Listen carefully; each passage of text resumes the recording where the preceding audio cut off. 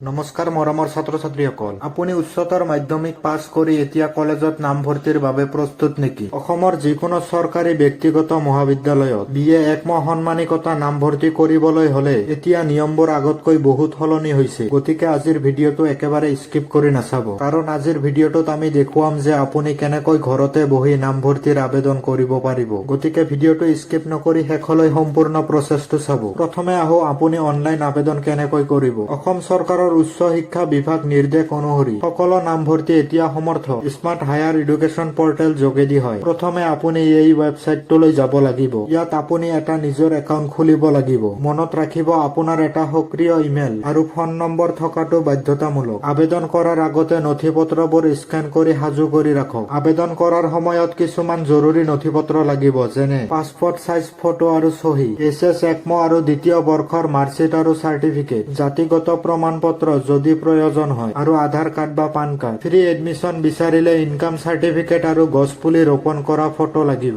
এতিয়া চাওঁ আহা কেনেকৈ আবেদন কৰিব লাগিব। পৰ্টেলত গৈ নিউ ৰেজিষ্ট্ৰেশ্যন কৰক। নিজৰ সকলো ব্যক্তিগত তথ্য আৰু শৈক্ষিক তথ্য শুদ্ধকৈ লিখিব। আপুনি যিটো কলেজত নামভৰ্তি কৰিব বিচাৰে সেই কলেজৰ নাম আৰু বিষয় মেজৰ মাইনৰ বাছনি কৰক। আপুনি একেলগে 2ৰ পৰা 3খন পৰ্যন্ত কলেজ বাছনি কৰিব পাৰি। সকলো তথ্য পৰীক্ষা কৰি ছাবমিট কৰক আৰু আবেদন পত্ৰখন ডাউনলোড কৰি লওক। আপোনালোকৰ অনলাইন আবেদন কৰাতে যদি কিবা অসুবিধা হয় তেনেহলে ডাঙৰৰ সহায় ল'বা। আবেদন কৰাৰ কেইদিনমান পাছত কলেজসমূহে নিজৰ মেৰিট লিষ্ট প্ৰকাশ কৰিব। যদি আপোনাৰ নামত লিষ্ট আহে তেন্তে আপুনি পৰ্টেলত গৈ এডমিশ্যন একচেপ্ট কৰিব লাগিব। তাৰ পাছত নিৰ্দিষ্ট দিনত কলেজত গৈ অৰিজিনেল নথিপত্ৰসমূহ ভেৰিফিকেশ্যন কৰিব লাগিব। গতিকে মৰমৰ ছাত্ৰ ছাত্ৰীসকল, এডমিশ্যনৰ সময়ত কোনো ভুল নকৰিব। অনলাইন প্ৰচেছ কৰোতে যদি কিবা অসুবিধা পায় তেনেহলে ডাঙৰৰ সহায় ল'ব। আপোনাৰ কিবা প্ৰশ্ন থাকিলে কমেন্টত জনাব। ভিডিঅটো যদি আপোনাৰ সহায় হৈছে তেনেহলে এটা লাইক কৰিব আৰু এনে ধৰণৰ শিক্ষামূলক খবৰ সদায় পাই থাকিবলৈ আমাৰ চেনেলটো ছাবস্ক্ৰাইব কৰিব। সকলোকে কলেজীয়া জীৱনলৈ শুভকামনা জনালো। ধন্যবাদ।